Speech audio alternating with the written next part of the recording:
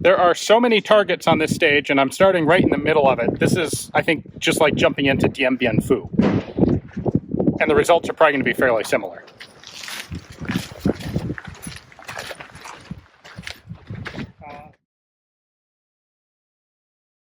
Hey guys, thanks for tuning in to another video on ForgottenWeapons.com. Today, we are out at the Arizona State Pistol Caliber Carbine Championships. Now, my initial plan had been to use a Calico in this match, which would have been pretty cool and reasonably competitive, but the gun had some issues and I was on the road and didn't have time to get them sorted out before the match happened. So I put up a poll of my patrons, fantastic people that I thought they were, and asking them what gun they thought I should shoot in the match. And not surprisingly, they came up with the Hotchkiss Universal. This is, of course, a folding, originally submachine gun in this particular form, semi-auto carbine. So I am going to go ahead and run this through all 10 stages of Arizona State PCC Championships. I don't think it's going to go well, but let's see what happens. Start positions inside the shooting area with your heels on the smudges. Are you ready? Just quick. Stand by.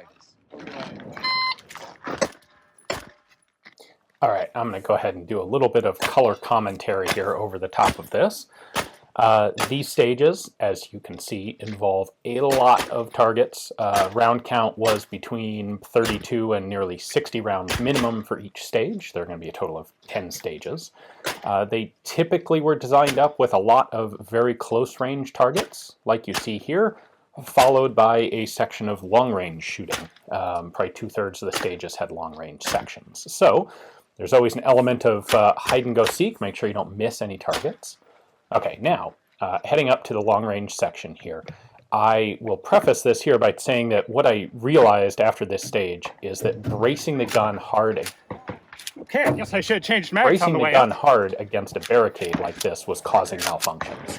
So, I have a terrible time here. There is a plate rack, kind of just to the right of my hat. Now, not to the right of the hat. Anyway, more malfunctions, again, because I'm bracing this thing. Now, the other issue I had was in the setup for the match, I went out to zero the gun. However, the Hotchkiss Universal sights cannot be moved. I have a 2-position adjustable rear, Fantastic. but that's it. So, what I did... Am I good there? Good there? All right. What I did was shoot out to 100 yards and get a feel for where the gun actually hits, but it's really, it's a lot of estimation involved. Yeah, just get lots of... You know, every one of these magazines worked perfectly when I took this out. And they did, too. The issue here was bracing on the barricade. Anyway, I sort of roughly know where I'm hitting. Basically, at 100 yards on a full-size silhouette, I have to aim at approximately the bottom left corner of the silhouette to make a hit.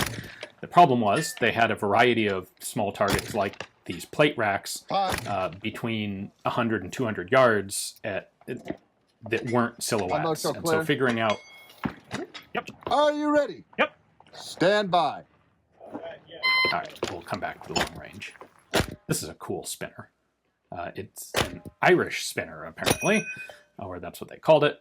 You've actually got 2 3-plate spinners mounted together, so they swing independently of each other. The peep sight on this was very difficult to get a good sight picture on those plates. Tracking a moving target through the aperture on this thing is very difficult. So I ended up taking a couple shots at this one, and then I ended up just abandoning it because it wasn't worth the time penalty. There was a maximum time of 120 seconds on all the stages, and so I have to keep that in mind as I decide how much time to spend on moving targets and long-range targets. This kind of thing is kind of fun. 2 plate racks, there's 12 falling plates hidden behind this forest of barrels, so that you have to move to a variety of positions to actually see all the targets.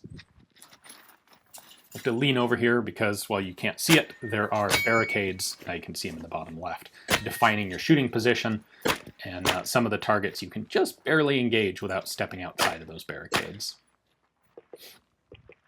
Oh, and out of ammo. There is no hold open. on the Hotchkiss Universal. All right, you'll notice here I decided to shoot all of these guys offhand because I don't want to take a chance on the gun malfunctioning because I'm pushing it into a barricade. So we've got set up this kind of assortment of targets, and you have to hit them all from the left side here, and then you take a step over to the wood spool and hit them all again from the right side. And I actually do sort of halfway decently on these. I'm estimating all of my Kentucky windage and elevation. I have to aim low left below all of the targets. You can see there that one actually flashes when you hit it. Ran out of time on this one. It's better than I expected, to be honest. All right. Are you ready? Yep. Stand by. I decided, what the heck? Let's start with the gun actually folded up on a couple of these stages. Get hooked to my suspenders there briefly. It's actually a really quick gun to get unlimbered and in firing position. It takes longer to fold it up, but that doesn't really matter because you'll never really need to fold it up under time pressure. So again, you see here oh, that's a fun one. Pops up the target, and you have just a very brief time before the no-shoot appears in front of your target. But you have to go between all the windows, find all the targets, some paper, some steel.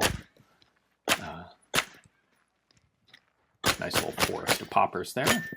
Now again, we're going to see the long-range element of this stage, which is these 6 swinging targets or flashing targets up there on the hill. When you hit them, and the target is actually below the white, when you hit them, they move a little bit like that, and you get to see a little flash of orange, and that tells you that they've been hit.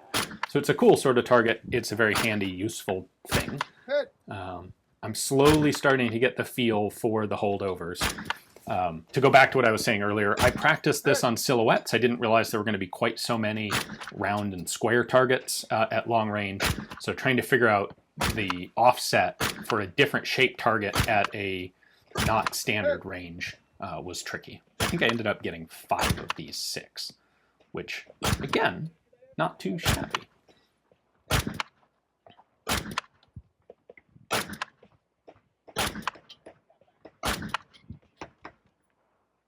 Moving to the last one.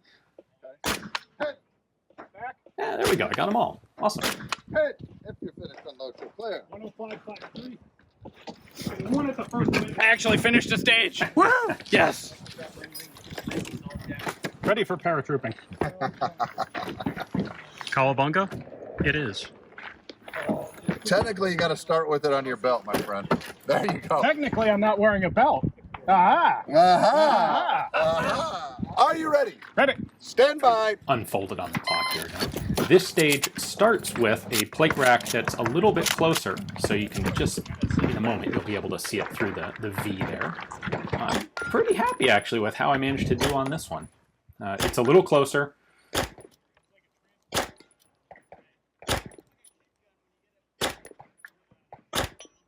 Almost. Number 5. And there we go. Cleaned it. Well, I'm getting better. Slowly, but lots of stars throughout this match.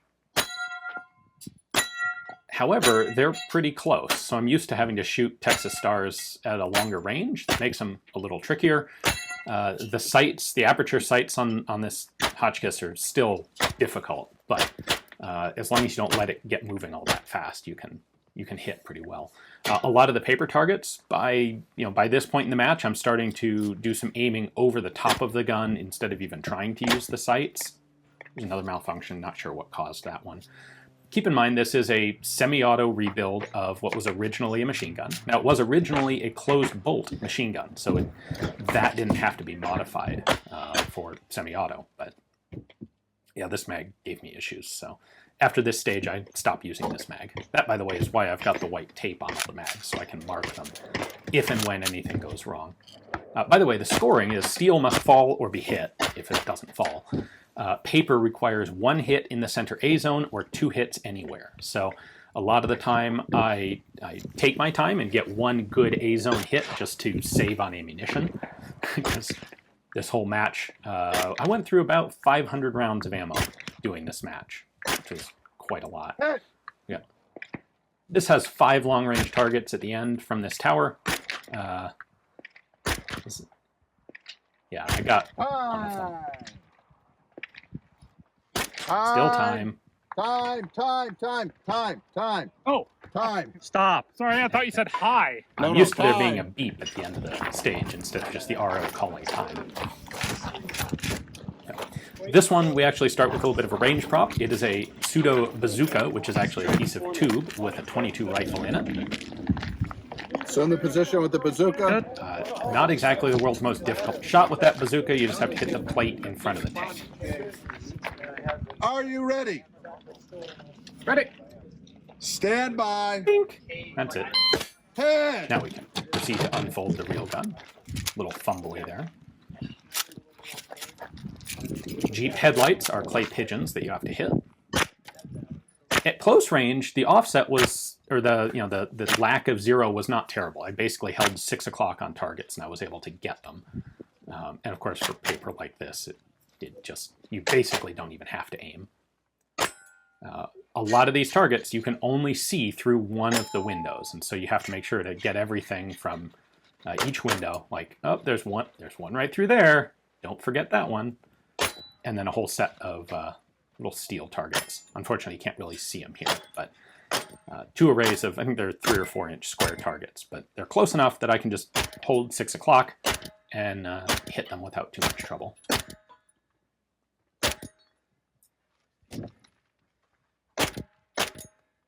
If you're finished, unload so clear. I finished the whole stage with 1 magazine. Impossible. Someone designed this wrong. Ready? Stand by. All right, this one had a couple more challenges to it. So of course there's the requisite, forest of paper targets at about 3 yards. But once we get that cleared off, we've got some interesting stuff on the backstop. So first up will be a golf ball on top of a yellow popper over here on the right. Now the golf ball is your target. You can see it there. Yellow is no shoot. So they told us that this would be a shot in the match ahead of time. So I went out and made sure to know my exact 0 on a golf ball at this range. But it doesn't seem to have held because I'm shooting high. I start aiming lower and lower and I go too low and I hit the popper.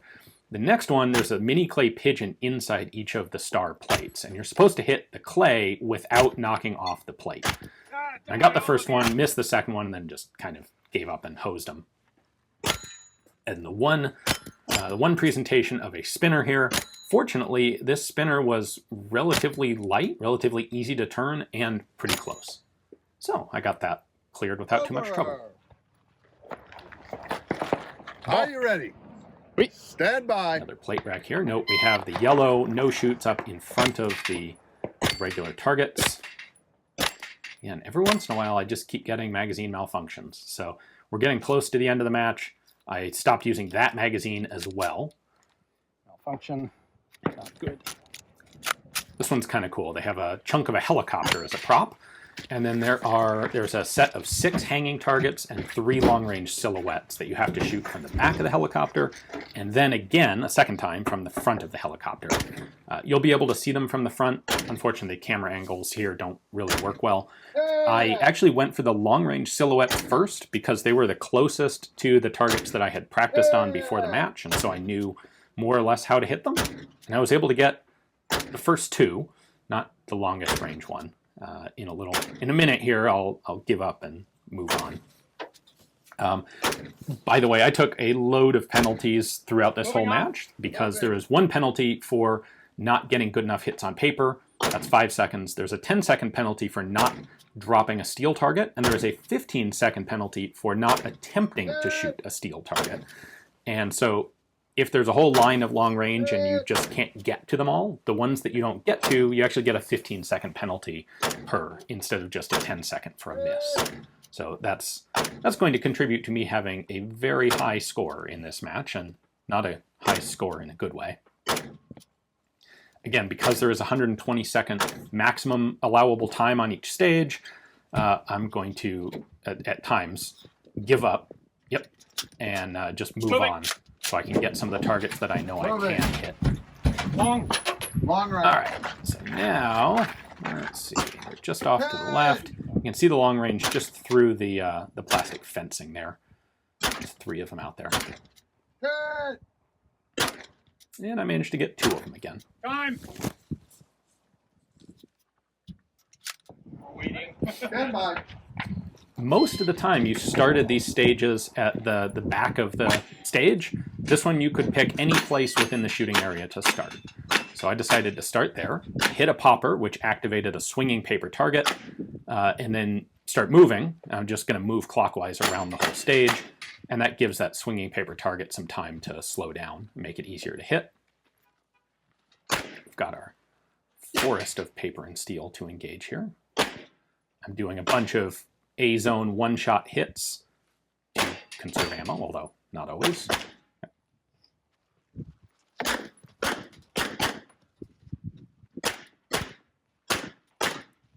All right, keep going. There's one other knockdown, and that starts another swinging target on the right. Ammo.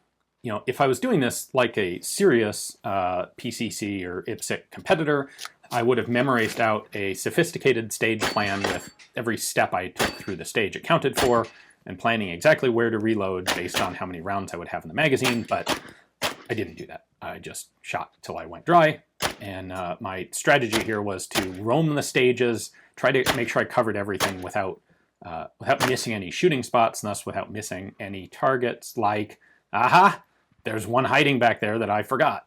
So, get that guy. I think I'm done. If you're finished, unload show clear. I think I'm finished. I feel like I must have missed something. All right, last Are you ready? stage. Yep. Stand by. Same sort of thing. I'm gonna just, in this case, go counterclockwise around the whole course of fire. A little bit of a shoot, no shoot sandwich there. I'm ignoring the plate rack until I get closer to it because I'm going to move up there anyway, so I might as well shoot them when they're closer. Or sorry, that's a star. The annoying thing about this is I managed to hit them such that it came to a perfect balance with 2 plates left perfectly behind the barrels. Had I been thinking about it, I probably should have just said screw it and shoot through the barrels and try to hit them. But as it is, I ended up leaving those 2 plates because they were behind cover. So got our pop-up targets there. Overall, I had quite a lot of fun at the match, despite having a gun that was fundamentally unpractical for this competition. I lost something like 10 minutes of penalties overall, mostly from the long-range targets that I wasn't able to hit. It would have been really nice if I could have zeroed the sights on this, because frankly, it's a pretty accurate gun, and up close, I had no trouble hitting little plates like this. So overall, leaving out the 7 people who were disqualified for various reasons, and the 2 people who didn't finish all the stages, I placed 191st out of 193 competitors. All right, that's 10 stages. I'm wiped out. It's been 100 degrees plus all day. Hopefully you guys enjoyed the video. This was a challenging gun, but it is an extraordinarily cool gun. I wish I could adjust the sights, but c'est la vie. Thanks for watching. Also, Keith Manning is the coolest RO ever for letting me play shenanigans like start this with the whole gun folded up on the stage. So, thanks, Keith.